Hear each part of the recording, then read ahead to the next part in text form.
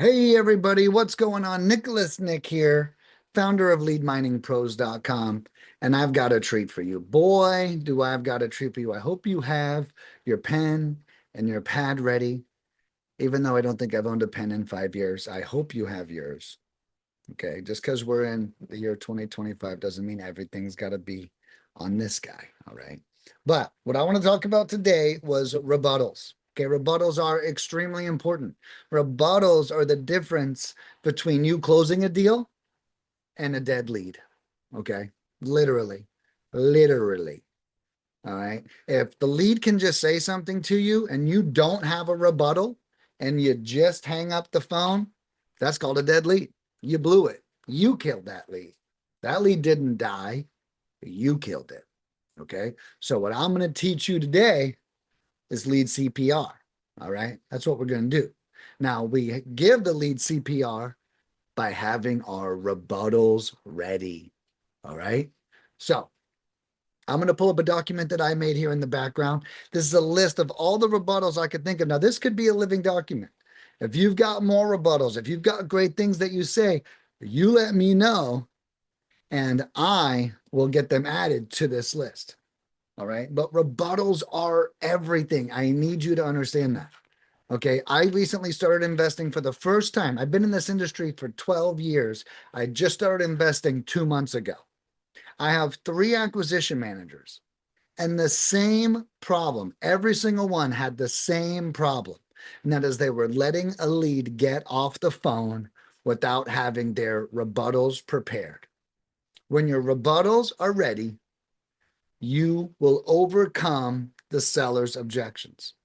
Okay. I had acquisition managers hang up the phone when someone rejected an offer. They hung up the phone when someone said too high of a price. They hung up the phone. I remember one time my acquisition manager called me and he goes, Nick, this guy, he says if we buy the land, we have to buy 2 businesses and 8 work trucks that they all come with the deal. It's all together. And I was like, oh my God, this is awesome. This conversation must have lasted hours while you guys unpacked this amazing offer, right? And I said, well, did you talk to him about the businesses? Do we know what the sales are? Do we know what year the trucks are? Oh, no, no, no, no. I didn't ask any of that. Guys, those are rebuttals. Okay. If a lead can help take you down a fun rabbit hole, right? A rabbit hole. Oh, really? 2 businesses? Wow. Well, tell me about those businesses. Oh, it comes with 8 work trucks. Well, what year? How many miles? Like let's be as engaged and fun as possible. All right. Exploring conversation is also a form of rebuttaling. All right. We do not want to just get off the phone ever. Okay. So whether it's something that actually stumps you or just something you should explore more with the lead, either way, you got to get in there. All right. You cannot let this lead die. You cannot kill this lead. If you do not give it CPR, you will absolutely kill the lead. So here we go. We're going to dive into this. Let me get this pulled up in the background. All right. I got our rebuttals right here. Now I have these rebuttals available for download. These are attached to the scripts that I give you for free. So we've covered that in this course already. So these come with the script. So at the bottom of every script is all of these rebuttals. Okay, I'm gonna cover them with you. Now, I'm giving you a bunch of rebuttals, okay? Not just like hot and heavy ones, but also light and easy ones, because you still have to have the words to say. So I started out easy on you. So the first thing is they say, you have the wrong number. You say, oh, I'm so sorry. Is this even the right state? Is this Florida? Oh, yeah, it is. Oh, great. Well, hey, I'm looking for my next property in Florida.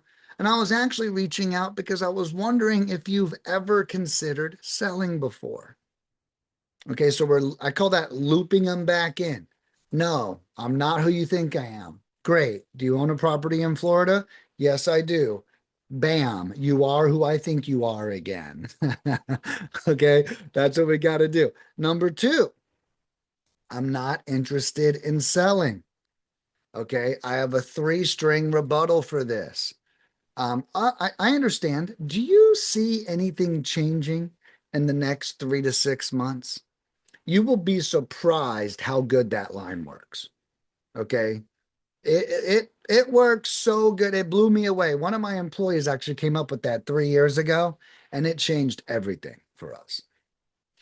Do you have any other properties you have considered selling? Or do you know anyone else who may be considering? Okay. The next one. What is the name of your company? Now, I have a little tip in here for liability protection. Never give your full name or the full name of your company too early. If you do give a name, give an alias. Sometimes they call that a DBA, a doing business as. Okay. We don't want to give them too much information too early because if they're being vindictive and tricking us, they could use that information against us. So protect yourself. Okay. You only want to give this information out once you have a solid relationship with the seller. So I recommend you say, hey, we're just private buyers in the area. We don't really have a name or a website. We're just a little mom and pop shop operation trying to buy some properties. Okay. The next one, I've been receiving a lot of calls about this property. Gotcha. Oh, have you received any offers on the property as well? So we want to see what they've experienced so far. We're actually asking them, how's that experience been? How have those other calls gone? Okay. The next one is them saying your offer is too low. Okay. Now I have a 4 rebuttal breakdown here for you. All right. The first one is, yeah, I understand that, it seems too low. I do have an itemized breakdown here of why it is that price. That this includes repairing the roof or fixing the plumbing and the first story bathroom, right? So one thing that works really well for sellers is seeing an itemized breakdown. So the first rebuttal is to get them an itemized breakdown to try to make your original offer make sense. Okay. Now, if that still doesn't work, you want to say, well, if I made an offer and covered all closing costs and there were no realtor fees, what is the best price you could give me? And then I ask, if that number's high, how did you come up with that number? Okay, is there a timeline you're trying to meet to get this sold by? Okay, now this will help you paint the picture of exactly what's going on. The next one is, a seller wants too much for the property. I give you a 3-phrase rebuttal here. Okay. The first one, how did you come up with that number? Oh, gotcha. Well, I'm seeing that in that area, there's a max retail value of about 300,000, and that's even for a lakefront property. So I was just curious, is there something unique about the property that makes it worth so much? And you almost want to explore it like on their side. You're not really like trying to talk back or like, hey, educate me. Hey, I might have missed something in my research.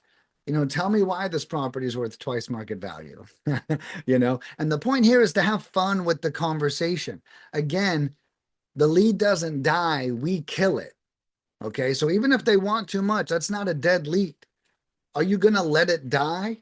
Or are you going to do your best and intervene? So the purpose of asking this is that we start giving it CPR. Tell me about what I missed. Hey, I want this property to be worth more too. That serves both of us, but it actually has to be worth more, right? It can't just be because you think it is, you know? So then we ask, when is the last time they were at the property? This is a great question. This is how we're going to find out really how up to date they are with their estimated value. We could show up in this place. Oh, I haven't been there in 15 years. Well, damn. We don't even know what we're looking at then, right? So these are important questions that cause them to reflect on the words that they're saying to you. And that is all I got right now. Now, these questions will absolutely help you build and get to a contract and pierce through their shell. All right. All those things I brought up are their shell. The offer's too low. I want too much. All of these rebuttals that they have, that's them putting up a wall. All the questions I just provided you is your sledgehammer to break that wall down. Okay. We need to get in there. We need to be uplifting. And as a reminder, we're not challenging the homeowner. That is not the energy we're bringing with these rebuttals. We are being inquisitive. We are curious to explore and learn more. Okay. One thing I tell my acquisition managers is every call with the seller, and I love this, every call with the seller is like imaginary tea time.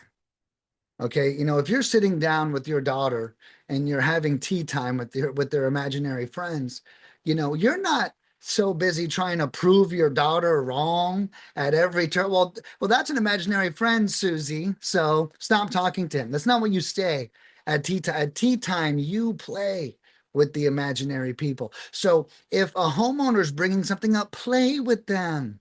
Enjoy the game. Have fun. Be present. Stop trying. You're not here to prove every inch of what they're saying wrong. Okay, that is not how you build a relationship. So, guys, use these rebuttals, use these skills, and go close some freaking deals, baby. Let's go. This is not a joke. When you can pierce their shell, you can close these deals. All right, guys, I'm out of here. Good luck. Call me if you need anything.